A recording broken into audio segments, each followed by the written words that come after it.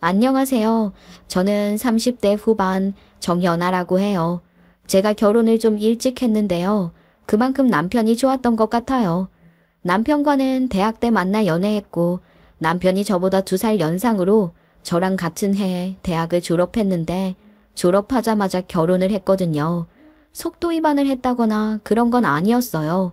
남편과 제가 사는 곳이 정말 멀었는데 학교 졸업하고 데이트할 생각을 하니 캄캄하더라고요.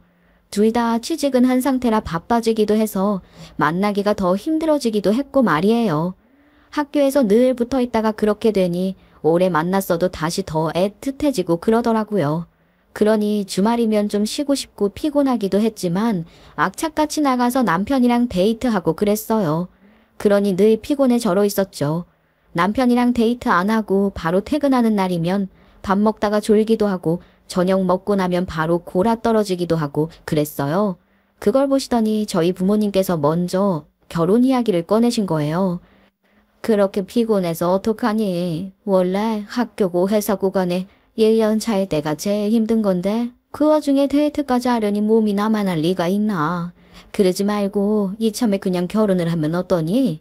아이 무슨 엄마도 참 내가 나이가 몇인데 벌써 결혼을 해. 나 이제 대학 갓 졸업했어. 그게 뭐 어때서? 너희 충분히 오래 만나기도 했고 지금 둘 다 회사 다니느라 피곤해 죽으면서도 데이트하고 다니는 거 보면 서로 제짝인 거지 뭐. 더 볼 거 있어. 연애할 때 남편이랑 친정 부모님 모시고 종종 같이 식사도 하고 놀러도 간 적이 있거든요. 부모님은 그렇게 만나보며 남편을 좋은 사윗감이라고 생각하셨고 그러니 이미 친정에서 남편은 사위 대접받고 있었던 거나 다름없기도 했죠. 그렇게 결혼 이야기가 나오게 됐고 시모도 저를 마음에 들어 하셔서 양가 부모님들께서 서둘러 결혼을 시키자고 하셨던 거예요. 물론 남편과 저도 일찍 결혼하는 것도 좋겠다 싶어서 결혼을 결심하게 됐던 겁니다. 저희는 그렇게 양가 부모님들의 지지를 받으며 어린 나이에 결혼도 했고 소꿉놀이처럼 신혼생활을 시작했어요.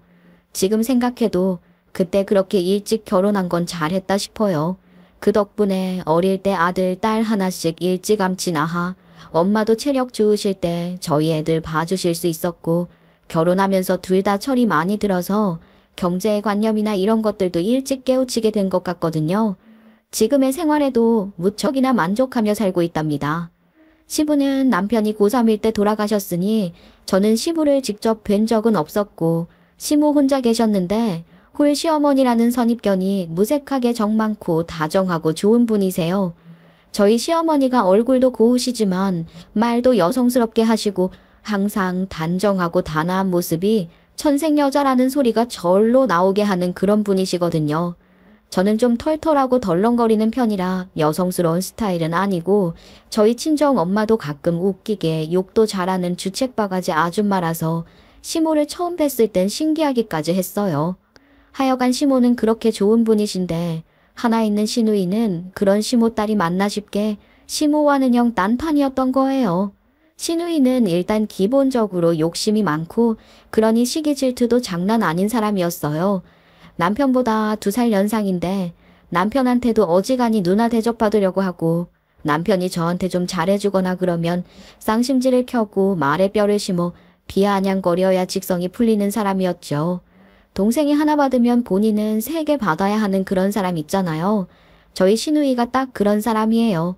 욕심이 많으니 눈도 높겠지만 성질이 그 모양이니 연애하기도 쉽지 않을 거예요. 그렇다고 시모 닮아 예쁘기라도 하던가 그것도 아니니 40 넘은 지가 언젠데 아직도 시집을 못 가고 있는 거 아니겠어요. 확실하게 말하는데 못 간 거예요. 안 간 거 아닙니다. 시누이가 남편한테 누나 대접 오지게 받고 싶어 한다고 했잖아요. 어디 제 남편에게만 그랬겠어요? 시모한테도 늘 그런 식이었어요. 제가 아는 시모는 절대 그런 사람이 아니라는 걸 알고 있기 때문에 또 시누이가 하는 말을 그다지 신뢰하지 않기 때문에 저는 시누이가 하는 말을 절대 곧이곧대로 듣지 않지만 시누이의 주장에 의하면 자랄 때 집에서 아들인 남편만 귀하게 키우고 자기는 어려서부터 차별만 받고 컸다고 하더라고요. 시누이가 입으로만 떠들어대는 그 피해의식이라는 게 정말 말도 안 되고 웃기지도 않는 게 시누이 행동하는 걸 보면 절대 그런 차별 대우를 받고 자란 사람이 아니에요. 만날 그놈의 차별대우 들먹이며 남편한테는 누나 대접, 시모한테도 귀한 딸 대접 당당하게 요구하고 집안의 상전처럼 굴고 있었단 말이죠. 시모 말을 들어보면 시모의 시모, 그러니까 남편과 시누이의 할머니가 남편을 우리 손자 하면서 좀 그러기는 했다고 해요. 그렇다고는 하나 1년에 몇 번 뵙지도 못했던 할머니고 그나마 일찍 돌아가셔서 그런 소리를 오래 들은 것도 아니라고 하더라고요. 시모도 돌아가신 시부도 시누이를 딸이라고 차별하기는커녕 오히려 첫째라고 챙기려고 했다고 하시던데, 그럼에도 불구하고 시누이지 혼자 차별을 당했다며 입으로만 서럽다고 하는 것 같았어요. 내가 정말 차별만 안 받았어도 학교도 더 좋은 학교 갔을 거야. 엄마가 아들이라고 쟤한테만 신경 쓰고 그랬잖아. 제가 시누이가 학교 어디 나왔는지도 다 아는데 정말이지 어떻게 저런 말을 아무렇지도 않게 하는지 모르겠어요. 그런 식으로 시모만 공격하고 원망하는 말을 한 게 아니라 제 남편한테도 걸핏하면 부담 지우려는 말을 많이 하더라고요. 야, 너만 아니었으면 내가 정말 지금보다 몇 배는 차이됐을 거야. 너 때문에 내가 양보하고 포기한 게 얼마나 많은지 알지? 그러면서 자꾸만 뭔가를 확인시키려고 하던데 제가 저희 남편을 알잖아요. 남편 성격에 진짜 자기 때문에 자기 누나가 포기한 게 있고 그런 거라면 이미 저한테도 그런 얘기 다 하고 누나한테 자기가 잘해야 된다고 그렇게 말했을 사람이거든요. 근데 저는 남편한테 한 번도 그런 얘기를 들은 적이 없어요. 그런 걸 보면 그런 말들도 다 시누이가 지 혼자 주장하는 거죠. 저도 시누이 그러는 게 딱 질릴 판이니 그런 시누이를 남편이나 시모도 힘들어하고 좀 질려하는 것 같긴 했죠. 그래도 또 시누이가 그러면 그러는 대로 달래듯 잘 맞춰주긴 하는 것 같더라고요. 그러는 걸 보고 있으면 시누이가 저런 식으로 오랫동안 가스라이팅을 한 것 같다는 생각에 남편과 시모가 조금 안쓰럽기까지 했습니다. 남편과 저는 결혼하고 직장 생활을 몇 년 하다가 퇴사하고 둘 퇴직금으로 작은 사업을 시작해서 하고 있어요. 남편이 사진과 영상에 관심이 많아 오래전부터 취미로 하던 것을 본격적으로 일로 해보려고 스튜디오를 하나 내기로 했거든요. 그러면서 공유 오피스, 에어비앤비, 파티룸 같은 공유 공간 대여 사업으로 확장해오고 있는 중이랍니다. 공유 공간 대여 사업이라는 게 생소한 분들이 계실지도 모르니까 간단하게 설명을 해드릴게요. 우선 공유 오피스라는 건 굳이 돈 들여 사무실을 낼 필요가 없는 1인 사업가들이나 프리랜서들도 많이 이용을 하고요. 출장 온 사람들, 또 외국계 회사에서 한국에 진출하기 전에 이것저것 알아볼 때도 바로 사무실부터 차릴 수는 없으니 그런 공간을 많이 이용하더라고요. 에어비앤비는 많이들 아실 것 같은데 호텔 같은 숙박시설이 아닌 주거 공간에 머물기를 원하는 사람들이 많이 이용하는 시설이에요. 또 파티룸은 파티라는 게 사실 일상적인 건 아니잖아요. 일시적인 거니까 그런 걸 위한 공간을 늘 갖춰놓고 사는 사람들은 없는 거죠. 그런 이벤트를 위한 공간을 대여해주는 거예요. 요즘에는 파티 같은 것뿐만 아니라 작품 활동을 하는 예술가들이 짧은 기간 작업을 하기 위한 공간으로도 많이 활용을 하더라고요. 하여간 나름대로 수요가 있는 사업이라 남편과 제가 열심히 해오고 있답니다.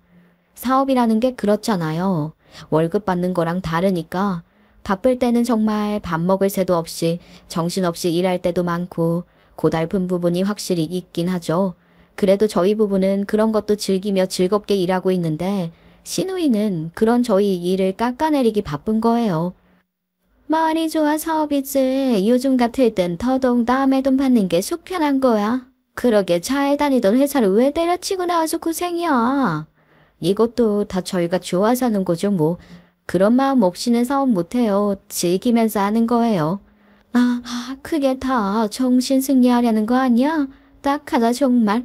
나는 월급 따박따박 내고 유급 휴가도 받는 직장인이라서 얼마나 행복한지. 다행이야. 난 그런 고생 못할 것 같거든. 그것도 간호사 아냐 간호사. 간호사도 사자 직업이지 뭐. 진우이는 스스로 과대평가하고 남 깎아내리는 게 일상인 사람이었어요. 신혼 때는 그런 시누이가 은근 스트레스였죠. 남편이 저한테 잘하는 것까지 질투하고 간섭하는 것도 너무 싫고 힘들었는데 10년 넘게 그러는 걸 보고 있으니 이제는 그냥 웃긴 수준이랍니다. 시댁 갈 때마다 오늘은 시누이가 또 무슨 되도 않는 가짜는 소리를 할까. 시누이 개소리 어록까지 만들어가며 새로운 어록 쏟아내주길 기대할 정도로 즐기고 있어요. 그리고 시누이가 아무리 꼴 보기 싫어도 너무너무 좋으신 시모가 있으니 시댁 가는 것도 싫지 않았던 것 같아요. 시누이만 쏙 골라내면 정말 완벽한데 저희 엄마가 그러시더라고요. 사는 게 너무 완벽하면 또 재미가 없대요. 그러니 그렇게 얄미운 시누이 하나쯤 있는 것도 즐기며 사는 거죠. 그런데 그런 시누이가 저를 더 못 잡아먹어서 안달이 나게 된 계기가 있었던 거예요. 남편이랑 제가 처음 사업 시작할 때 둘의 퇴직금을 다 쏟아붓는다고 해도 둘이 직장 생활을 그리 오래 한 것도 아니었으니 자금이 아쉽긴 했어요. 그래도 작게 시작하자 싶은 마음이었는데 그때 시모가 시누이 몰래 2억 정도를 도와주셨거든요.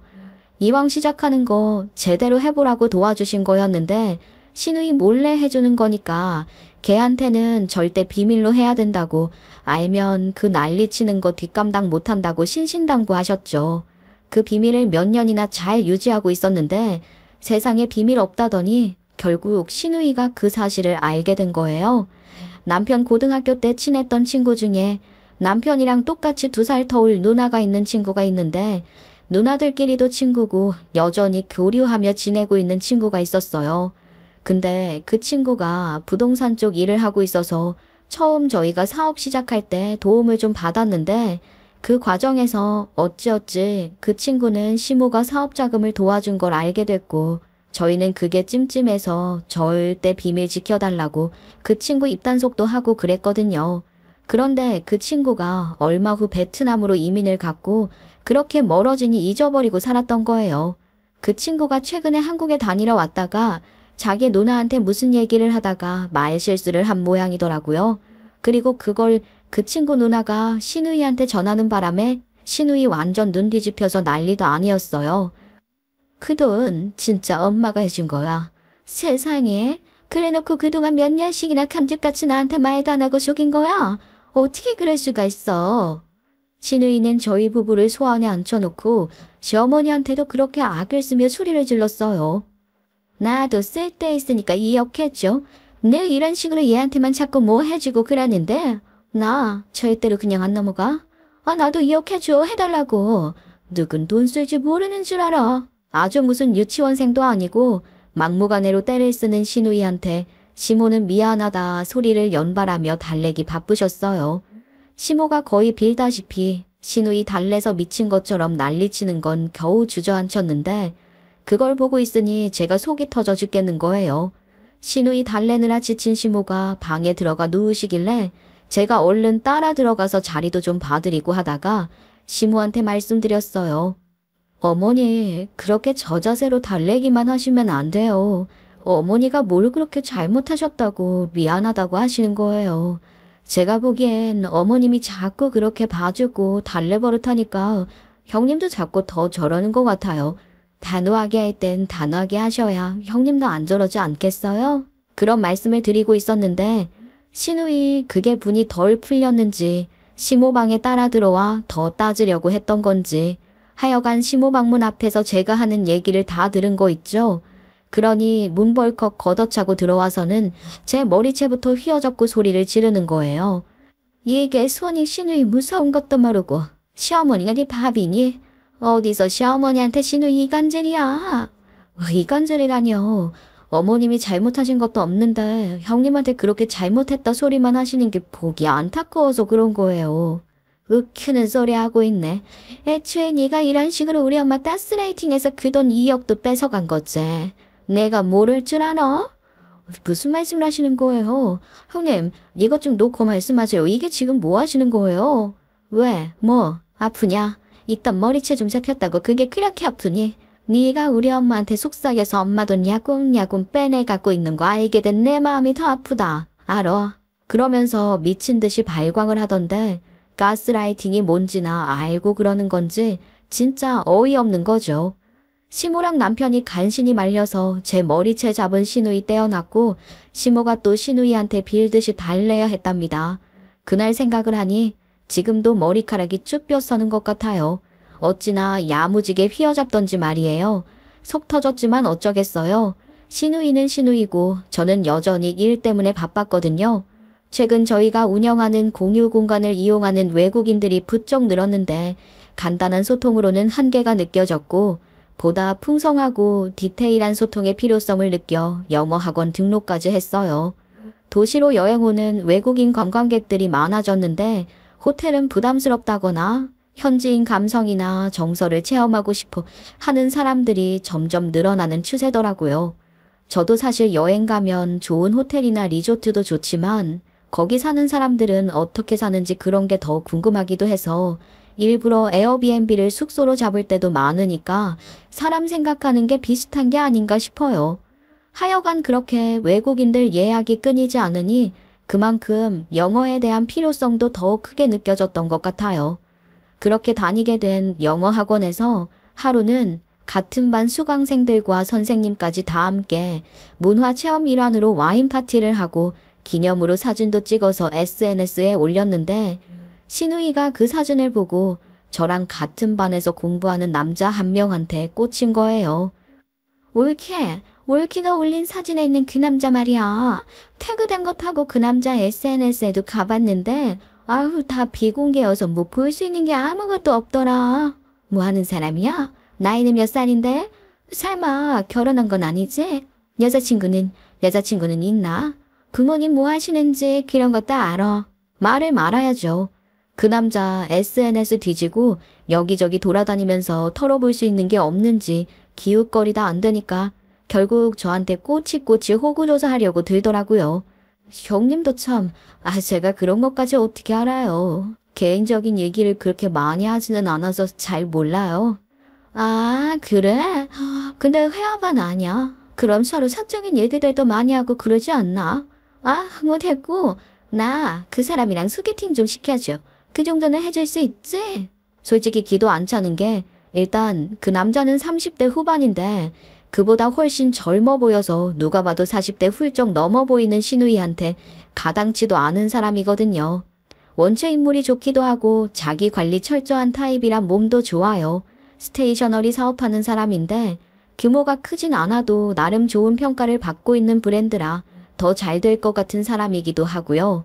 그런 사람한테 저희 시누이 같은 사람을 일단 드러난 조건만으로도 말도 안 되는데 제가 저희 시누이를 모르나요? 그 성질에 그 비뚤어진 마음하며 말도 안 되는 거죠.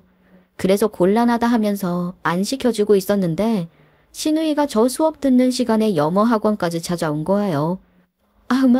안녕하세요. 제가 여기 정연아 시누이인데요. 소개팅 좀 시켜달라고 했더니 우리 올키가 자꾸 빼길래 그냥 제가 직접 만나러 온 거예요. 반가워요. 그러면서 그 남자한테 직접 본인 어필하고 연락처를 따려고 하더라고요.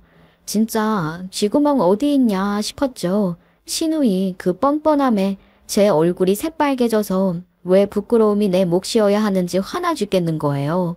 곤란해하는 그 남자 표정을 보니 미안하기도 하고 부끄럽기도 하고 미치겠는데 시누이는 죽어도 번호 따야겠다는 기세니 그 남자도 마지못해 연락처를 주긴 주더라고요.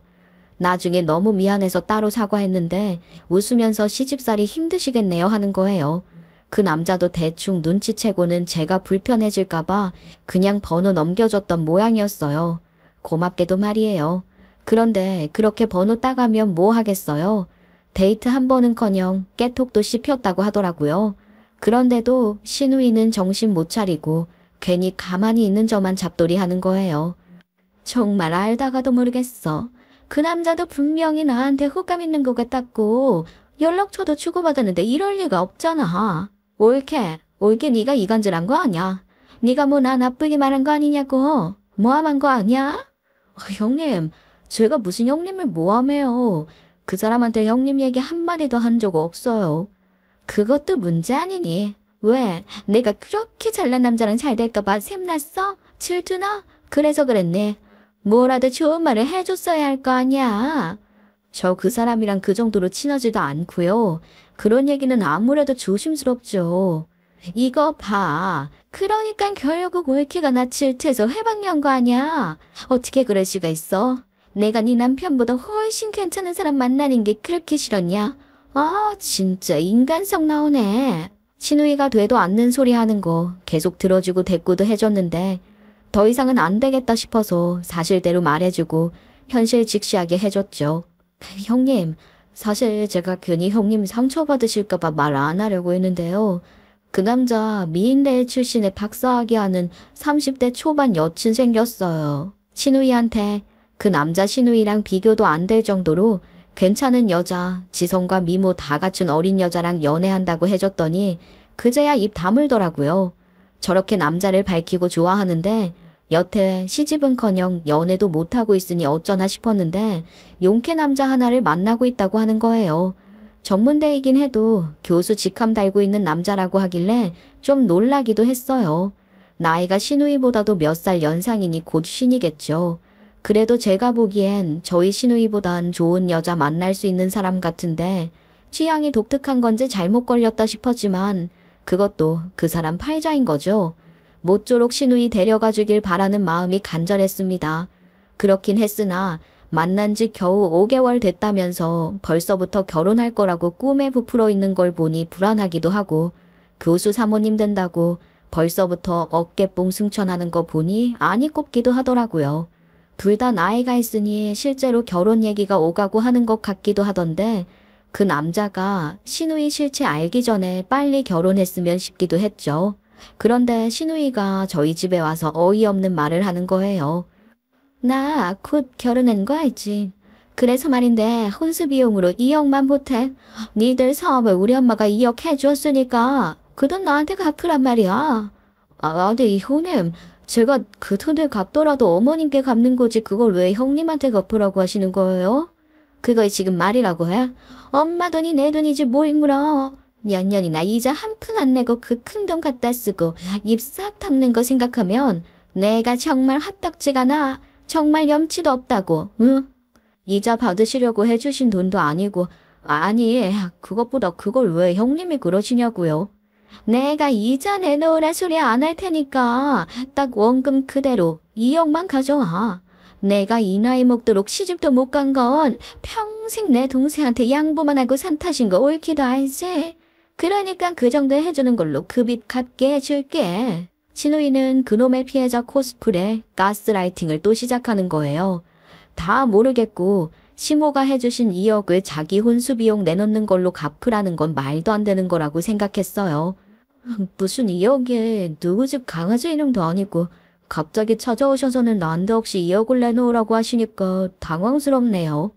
2억이 대수야? 내가 교수 사모님 되는 거 몰라? 나이가 어린 것도 아니고 그만한 사회적 지위도 있고 하니 2억 정도는 써야지 뭘 그래. 제가 상관할 일은 아니지만요. 그럼 그분이 지불해 오시는 거예요. 아, 정말이야? 그래, 올케가 먼저 얘기를 하니까 그것도 지금 얘기하지 뭐.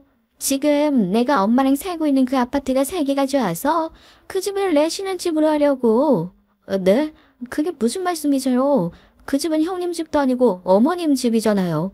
그 집을 왜 형님 쉬는 집으로 한다는 거예요? 그럼 지금 집도 해가고 혼수도 2억이나 해가겠다는 말씀이세요? 그런 건 올케가 뭐라고 할 입장이 아니고 하여간 난 그 집에서 쉬는 살림 시작할 거니까 올케가 우리 엄마 모시고 살든가 그거 싫으면 우리 엄마 살 집 하나 사주든가 알아서 해. 시누이가 어떻게 나오나 싶어서 얘기를 계속 들어주고는 있었는데 그 소리까지 듣고서는 저도 더 못 들어주겠는 거예요. 가짜나서 정말. 그래서 그 자리에서 바로 시모에게 전화를 걸었죠. 어머니, 지금 형님이 저희 집에 오셔서 혼수 비용으로 2억을 내놓으라고 하시더니 지금 어머니 살고 계시는 그 집도 본인 신혼집으로 할 거라고 하는데 어머니, 저는 그 꼴은 못 볼 것 같아요. 그러니 그 집 그냥 내놓는 게 낫겠어요. 제가 시모에게 그렇게 말하고 전화를 끊었더니 시누이가 뒷목 잡고 난리치더라고요. 뭐? 너 지금 우리 엄마한테 뭐라고 했어? 네가 뭔데 그 집을 내놓으라 말하냐고? 나 진짜 어이없네. 야, 우리 엄마가 너 좀 예뻐한다 싶으니까 눈에 뵈는 게 없지? 아무리 그래도 우리 엄마가 네 시엄마야, 시엄마. 너 진짜 미친 거 아니야? 형님은 모르시죠? 그러니 이렇게 난리를 치는 거겠지. 그 집, 형님도 지금 살고 계시는 그 집이요. 그거 제가 어머니 사드린 거예요. 아시겠어요? 사실 남편이랑 저랑 하는 사업이 얼마 전부터 이게 무슨 일인가 싶게 꽤 잘 되고 있었어요. 외국인들 커뮤니티에서 어떻게 소문이 잘 났는지 서울에 거주 중인 외국인들이 저희 공유 오피스를 부쩍 많이 찾고, 그러면서 그 효과인지 외국인 관광객들한테도 소문이나 에어비앤비도 공실 없이 잘 돌아가고, 남편이 관광 상품으로 내놓은 관광 스팟 스냅 사진 상품도 예약이 꽉꽉 차더라고요. 그러면서 저희가 운영하는 공유 오피스나 에어비앤비도 처음보다 여러 개 더 늘리게 됐어요. 그렇게 사업이 점점 더 잘 되고 있었지만 신우이한테는 절대 티를 안 냈던 거예요. 신우이가 알았어 봐요. 소소하게 돈 요구할 것도 그렇고, 더 겁나는 건 저희 사업에 지자리 하나 만들어내라고 하며 참견까지 하려고 들까봐 그게 제일 싫고 무서웠던 것 같아요. 그래서 절대 티 안 냈거든요. 시모한테는 물론 다 말씀드렸고, 처음 저희가 사업 시작한다고 할 때 믿고 도와주셨던 게 고마워서 아파트 사둔 걸 시모 드렸던 거예요. 신우이한테는 좋은 가격에 집이 나와서 시모가 집 팔고 들어간 거라고만 했고, 당연히 저희가 사줬다고는 절대 말 안 했어요. 신우이가 시모랑 같이 살았으니 이사할 때 싱글벙글해서는 좋은 집으로 이사 간다고 저희한테 괜히 잘난 척도 하고 그랬었는데, 그 집에 본인 지분은 하나도 없으면서 말이에요. 그것도 저는 그냥 귀엽네 하고 웃어 넘겨주고 그랬어요. 그 아파트가 인프라도 좋고 접근성도 좋은 신도시에 있는 거라 살기가 정말 좋거든요. 처음 분양받았을 때보다 값도 많이 올라서 팔고 시세 차익 누릴까 싶은 생각도 안 한 게 아닌데, 시모가 더 나이 드셔서 살기에도 좋을 것 같아서 투자가치 그런 거 생각하지 말고 그냥 거기서 쭉 사시는 게 좋겠다 했던 거라고요. 그런데 그걸 신우이년이 군침을 흘리며 지 신혼집으로 하겠다고 나선 거예요. 그것도 시모에게조차 한마디 상의 없이 말이에요. 하여간 개념 없는 년이라니까요. 신우이가 그딴 식으로 나오니까 그 꼴은 도저히 못 보겠고 그 아파트 처분해서 시세 차익이나 얻자 싶었던 겁니다. 신우이한테 그 아파트가 내가 해드린 거다 하며 맞서고, 신우이는 여전히 저한테 쌍심지켜고 씩씩거리고 있는데 제 전화를 받고 시모가 바로 저희 집으로 뛰어오신 거예요. 그런데 시모가 집에 들어오시자마자 신우이년 뺨부터 올려치시더라고요. 저도 시모 그런 모습 처음 봤고, 신우이도 살면서 시모에게 뺨은커녕 손바닥 한 대 맞은 적 없었을 테니 완전 벙찐 게 보였어요. 그러면서도 맞자마자 아주 표독스럽게 시모한테 대드는 거예요. 엄마 지금 나 때린 거야? 뺨! 엄마가 내 뺨을 때렸다고. 알아? 어떻게 엄마가 나를 때릴 수가 있어? 엄마가 어떻게 나를 때리냐고. 엄마, 우리 엄마 맞아? 내가 그동안 인연이 이뻐서 다 받아주고 참아주고 했던 건 늘 아니. 네가 하는 말 하나도 맞는 말도 아니고 순 억진 거 다 알면서도 그냥 받아준 거야. 그게 무슨 말이야? 엄마가 뭘 받아주고 참아줬다는 거야? 내가 엄마가 나 차별해서 키운 것 때문에 이 모양 이 꼴로 사는 거 아니야? 엄마가 뭘 참아 참기를? 그놈의 차별받았다 소리 언제까지 하래? 그 나이 먹도록 시집도 못 가고 있는 거. 내가 딱해서 저게 저렇게라도 해야 마음이 달래지려나 싶어서 안쓰러운 마음으로 감싸주고 있었던 거야. 그걸 네가 정말 몰랐니? 어머, 기막혀 엄마. 지금 내가 불쌍해서 봐주고 살았던 거야? 그래. 엄마가 나랑 제 차별해서 내가 불쌍하게 자랐지. 근데 그걸 그렇게 말한다고? 그만 좀 해. 이제 나도 정말 한계다. 언제까지니 그 말도 안 되는 억지 부리며 가족들 괴롭히고 살 거니. 내가 안 받아줬어야지 니년이 더 빨리 정신을 차렸지 싶어. 그래서 이제는 나도 너 안 받아줄 작정이야. 어머, 내가 가족들을 괴롭혀? 내가 그동안 손해보고 산 게 얼만데 이런 소리도 못해? 엄마가 돼서 이런 소리도 못 들어주냐고. 아이고, 그 얼토당토 않는 이야기도 이제 안 들어줄 거야. 그러니까 너도 이제부터라도 제발 정신 차리고 좀 살아라. 시모는 시종일관 단호하고 진지한 표정과 말투셨어요. 시모가 그런 얼굴로 호통을 치시는 건 정말 처음 뵀는데 신우이도 그런 것 같더라고요. 시모는 그동안 쌓였던 것들을 한꺼번에 쏟아내시는 듯 신우이에게 울분을 토하셨지만 흐트러짐 없는 모습이 더 무섭게 느껴졌던 것 같아요. 신우이에게도 그랬을 거예요. 시모가 그렇게 단호하게 하시니 신우이는 그제야 당황해서 외마디 말만 몇 마디 내지르더니 순순히 끌려나가듯 나가더라고요. 그리고 제가 말을 안 하고 넘어간 게 있는데 신우이가 말끝마다 지 간호사라고 하면서 되도 않는 부심 부리고 하는 거 그러려니 받아주고는 있었지만 사실 신우이는 간호사가 아니라 간호조무사예요. 그나마 대학은 어찌어찌 나왔는데 전문대 나온 거죠. 그래도 대학병원에 취직해서 40 넘어서까지 붙어 있으니 그게 용하긴 했어요.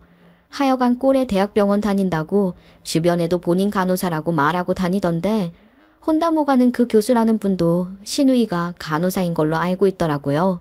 그건 아니지 않나요? 그건 일종의 사기인 거죠. 신우이가 결혼할 사람에게까지 그런 사기를 치고 있다는 걸 알게 돼서 그걸 어떻게 해야 하나 모르는 척하기도 그렇고 그걸 또 가족인 제가 까발릴 수도 없어서 이러지도 저러지도 못하고 있었는데 신우이 년이 저한테 그 난리를 친 거예요.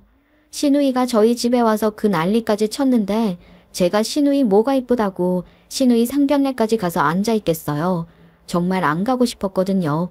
그런데 이미 잡혀 있었던 상견례 일정이라 마지못해 가긴 갔는데 신우이 년 이게 상황 다 알게 됐으면서도 어떻게든 시모 다시 구슬려서 뭐라도 얻어내려고 하는 게 빤히 보이길래 도저히 못 참겠더라고요.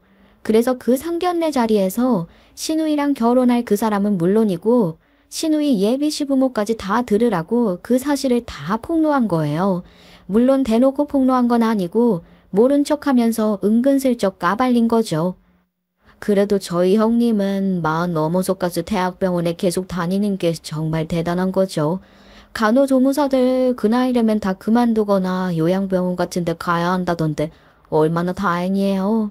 저희 형님 정도면 시답자는 병원 간호사보다 나을지도 몰라요. 안 그래요? 그런 식으로 말이에요. 그랬더니 신우이 예비시댁 쪽 분위기가 엄청 쎄해지고 쑥덕쑥덕 거리더니 신우이 약혼자가 신우이한테 막 소리 지르면서 따지는 거예요. 이게 무슨 소리야? 간호사가 아니라 간호조무사였어? 아, 그걸 거짓말한 거야? 기가 막혀서 어떻게 그런 거짓말을 뻔뻔하게 할 수가 있어.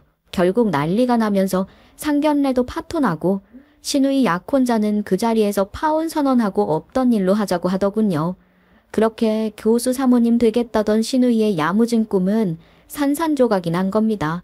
그러니 신우이는 상견례장에서 집으로 오는 길 내내 울더니 집에 와서는 생난리를 치면서 고래고래 고함을 치는 거예요. 아, 진짜 이게 다 엄마 때문이야. 엄마가 아들 딸 차별하면서 동생놈만 챙긴 때문이라고. 동생놈 예뻐 못 살더니 며느리도 그렇게 싸고 돌고. 엄마가 그러니까 올 기년 저게 작정하고 내 결혼 파토낸 거잖아. 엄마가 전년 기 살려놔서 그런 거라고. 책임져. 엄마가 내 인생 책임지란 말이야. 그만두지 못해. 네가 뭘 잘했다고 울어 울기를. 그게 왜 내 탓이냐. 그게 왜 또 네 동생 탓이야. 그리고 거기다 그게 왜 네 올케 탓이냔 말이다. 아, 다 네가 저지른 거야. 네 탓이란 말이야. 아직도 그걸 모르고 남 탓만 하는 거냐? 뭐가 내 탓이야? 내가 뭘 잘못했는데? 어릴 때부터 내 기 죽이고 동생놈만 잘났다 하더니 결국은 엄마 때문에 내 인생 망친 거 아니야. 내가 대학만 제대로 갔어도 이렇게 안 됐어. 내가 너한테 너 대학 안 보낸다고 했니? 내가 너 전문대 가라고 했어? 성적 안 돼서 전문대밖에 못 가게 생긴 거 재수시켜주겠다고 해도 네가 싫다고 했지 않니? 공부도 때가 있는 거지. 고등학교 내내 얼마나 힘들었는데 재수를 또 해. 엄만 지금 재수시켜주겠다고 한 게 뭐 대단한 거라고 이래. 학교 다닐 때도 네 동생이랑 너랑 똑같은 학원 보냈고 차별한 거 하나 없다.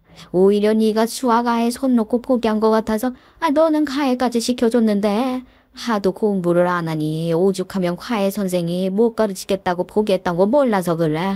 내가 뭘 너 어떻게 해줬어야 하니? 어? 학원 보내주고 과외 시켜주면 그게 다야? 야, 넌 그렇게 가만히 듣고만 있을 거니? 너는 네 누나 인생이 안쓰럽지도 않아. 니는 동생도 아니야. 마누라 치맛복이 쌓여서 천지분간도 못하는 놈. 네 마누라 때문에 난 이제 망했다고. 그만두지 못해. 네가 그렇게 살아놓고 누구를 탓을 하는 거야. 아유, 언제 정신 차릴래? 이거 봐. 엄마는 지금도 제 편만 들잖아. 엄마가 그러니까 쟤나 옳게나 다 나를 무시하는 거 아니야. 평생을 이렇게 살았다고 내가 평생을. 닥치지 못해. 여기 너 그렇게 살라고 등 떠민 사람은 아무도 없다. 직업은 왜 속이고 다니냐, 어? 집에서나 말 그렇게 하는 줄 알았더니, 아이 세상에 어떻게 결혼하겠다는 사람한테도 거짓말을 하냔 말이야, 이 미친년아. 시모 입에서 그런 험한 말이 나올 줄은 상상도 못했어요.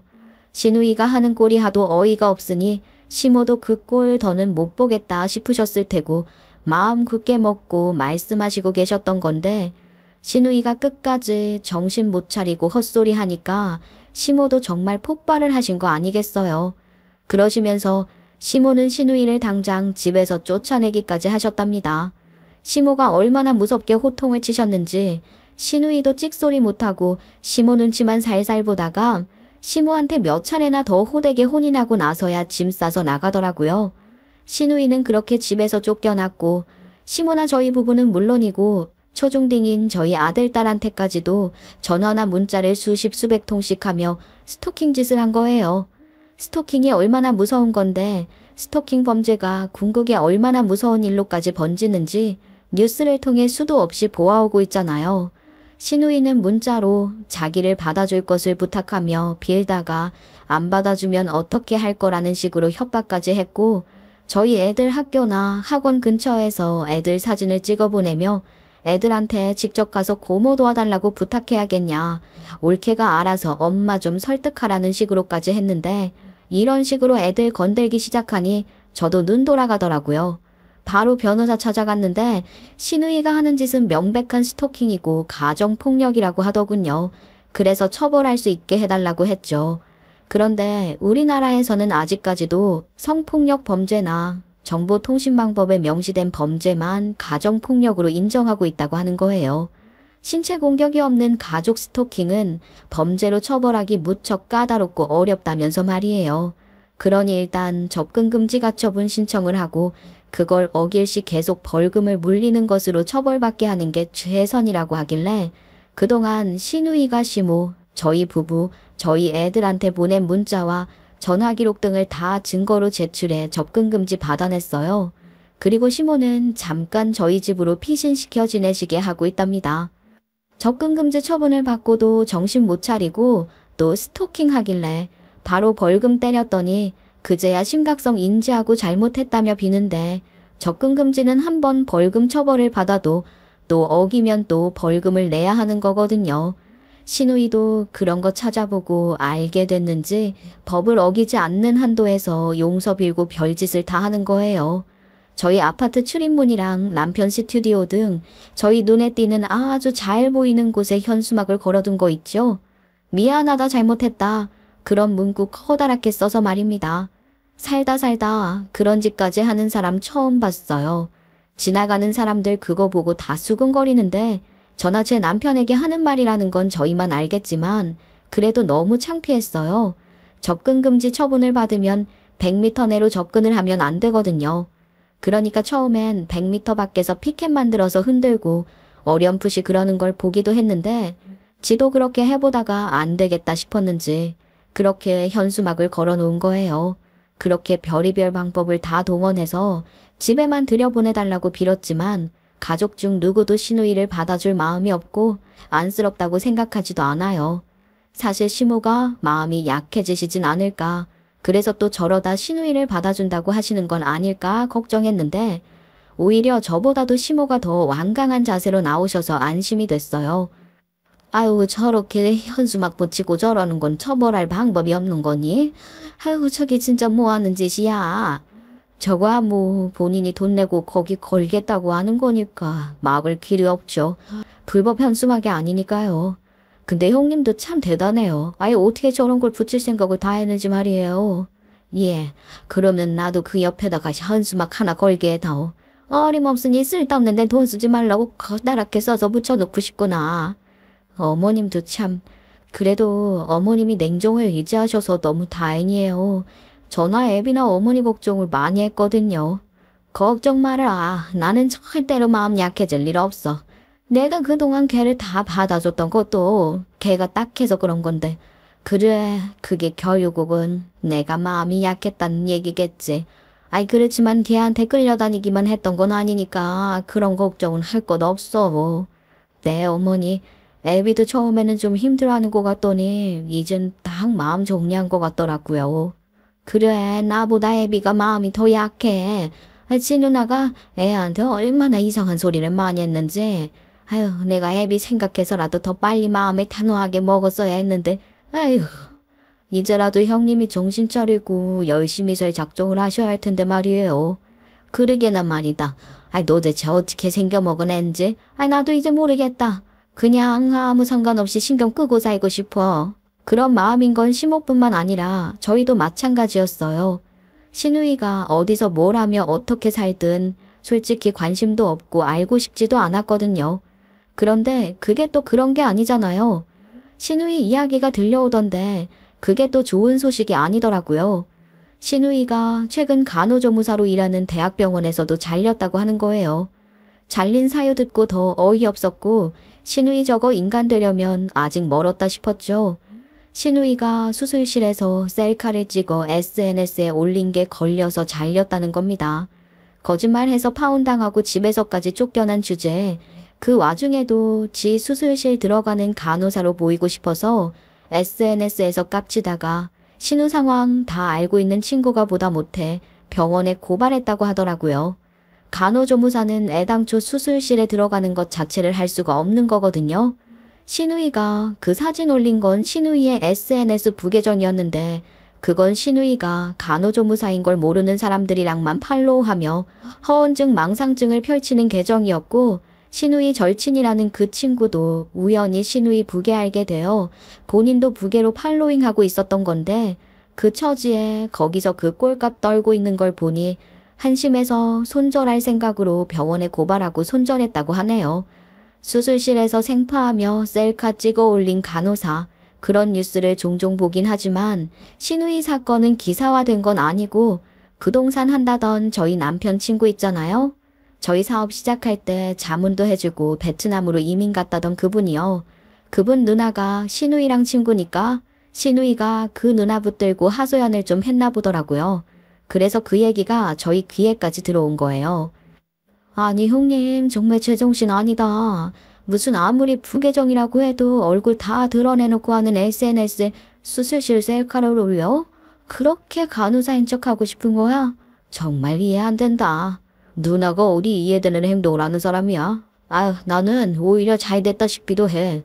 병원 잘리고 그 정도는 돼야 정신 차리지. 그나마 대학병원에라도 붙어 있었으니 그 나이에도 계속 일을 했지. 40대 넘어서 간호조무사 계속하는 것도 쉬운 거 아니래. 아이 몰라. 뭐 어디 요양병원에라도 들어가든지 아니면 뭐 다른 아르바이트라도 하겠지. 당장 반값 내고 먹고 살아야 할 거 아니야. 그러게 반값 내기도 빠듯하겠다. 아이 그래도 월급 꼬박꼬박 나오니 반값도 내고 먹고 살고 했을 텐데 말이야. 살기 힘내게 됐다고 우리한테 더 연락하고 그러면 어떡해? 그래봤자 뭘 어쩌겠어. 접근 금지 계속 유효하니까 어쩌지 못할 거야. 그래도 어머님께도 미리 말씀드려놔야겠어. 어머님한테 따로 연락하고 그럴지도 모르잖아. 시모에게 신우이 상황을 말씀드렸더니 시모는 혀를 차며 그러시는 거예요. 그냥 그게 기어이 집 밥그릇까지 걷어차네. 아유, 그나마 그 병원에 붙어있는 거 하나는 요하다 했더니 별 미친 짓을 다 해서 거기서마저 쫓겨나는구나. 지금 지가 그럴 처지야? 아이고. 그러니까요. 형님이 그랬다는 걸 병원에 고발했다는 그 형님 친구라는 사람도 하도 한심해서 그랬다고 했다나 봐요. 어쩌려고 그렇게 사는 건지 정말 모르겠다. 그런데 걔 그렇게 됐다고 나 찾아오고 그러는 거 아니냐? 아우 난 멀리서라도 걔가 나 쳐다보고 있을까봐 소름이 끼친다. 걔가 모르는 곳에 가서 살고 싶어. 결국 시모는 그 집 팔고 저희 집이랑 조금 더 가까운 곳으로 이사하셨고 제가 애들 건드리는 걸로 눈 돌아가는 거 봤으니 신우이도 저희 애들은 이제 안 건드리는 것 같아요. 병원에서도 잘리고 그 나이에 할 줄 아는 것도 없고 아르바이트 자리 구하는 것도 쉽지 않을 거예요. 그 나이 먹도록 모아놓은 돈도 하나 없으니 그나마 병원 다니면서 반값이라도 낼 수 있었던 오피스텔도 비우고 나와서는 어디 고시원에 들어가서 되는 대로 아르바이트하고 살고 있다고 하더라고요. 그런 처지라는 걸 구구절절 말하면서 도와달라고 시모한테 문자가 한 번 왔어서 저도 알게 된 거예요. 시모는 당연히 답장도 안 했다고 하셨어요. 저희 부부와 시모는 시누이가 정신 차리고 지 앞가림하고 살고 또 지 잘못을 진심으로 반성하고 개과천선하지 않는 이상 받아줄 마음이 전혀 없답니다. 그런데 시누이 그년이 과연 정신 차리고 살 수 있을지 모르겠어요. 그러거나 말거나 저는 제 인생 열심히 살아야죠. 시모도 새로 이사한 동네에서 운동 친구도 만들고 잘 지내고 계시고 저도 남편과 함께 열심히 일하고 있어요. 영어 학원 다닌 게 그래도 많이 도움이 되고 있어서 외국인 고객들과 조금 더 자연스러운 소통이 가능해지니 찾는 사람이 더 많아지는 것 같기도 해요.